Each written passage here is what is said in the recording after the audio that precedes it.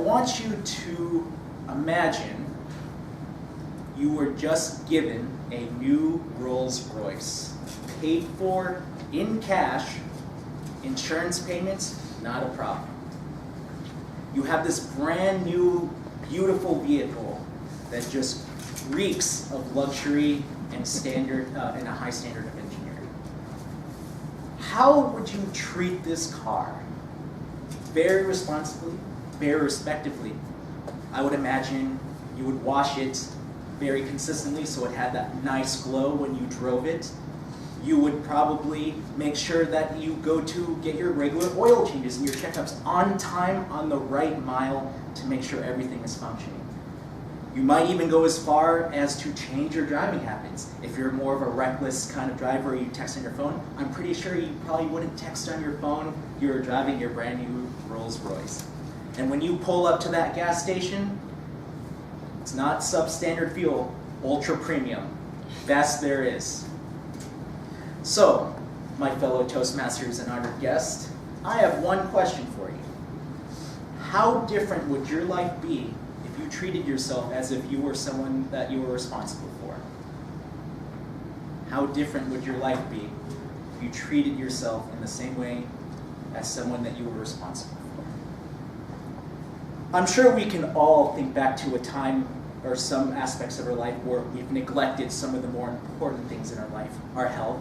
How many of you have forgotten taking your medications when they've been assigned to you? Have you ever done that, Maggie? I'm sure that you've tried to make a new resolution, like go to the gym regularly, and you found yourself breaking that, right? Has that happened to you, Mark? Never? Not that one.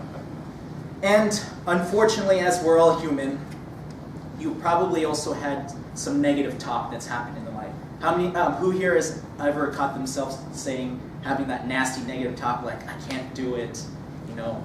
We all do at some point, because we're human.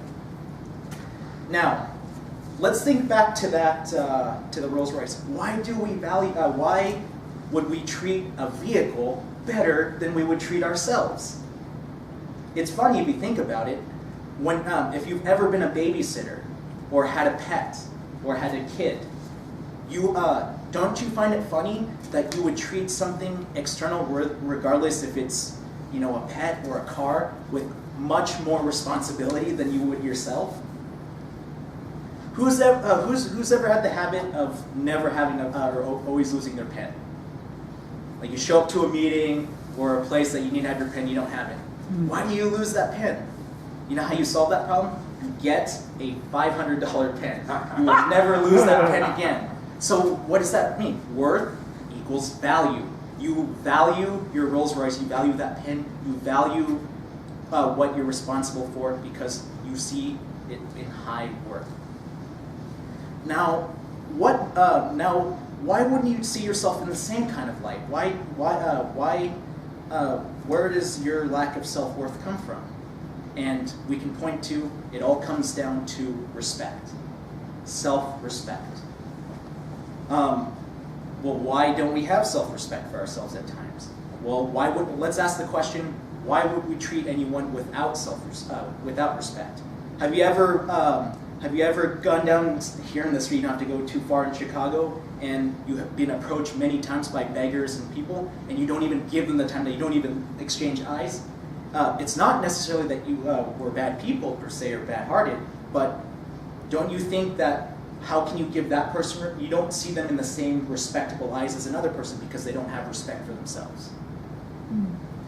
So, at this point you might be thinking, okay, well, maybe I should just work on my self-esteem. You know, if I boost my self-confidence, I will have everything that I need to treat myself with respect. But I think that's the wrong way to look at it. Let me explain the difference between you will learn that self-respect and self-respect and self-esteem are two completely different things.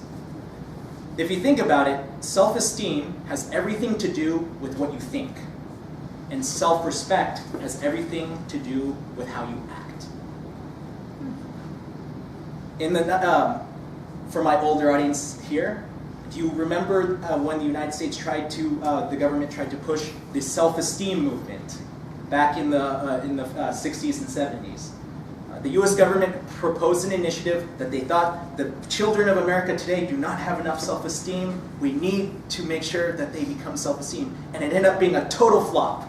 Turns out self-esteem is a horrible predictor of success in life, how you relate to other people, how you treat other people, and other markers that you can use for life. Because it turns out people, criminals, psychopaths, and crazy violent people think very highly of themselves. Imagine that. A sociopath has very high self-esteem. So, we need to stop this worry about focusing on self-esteem.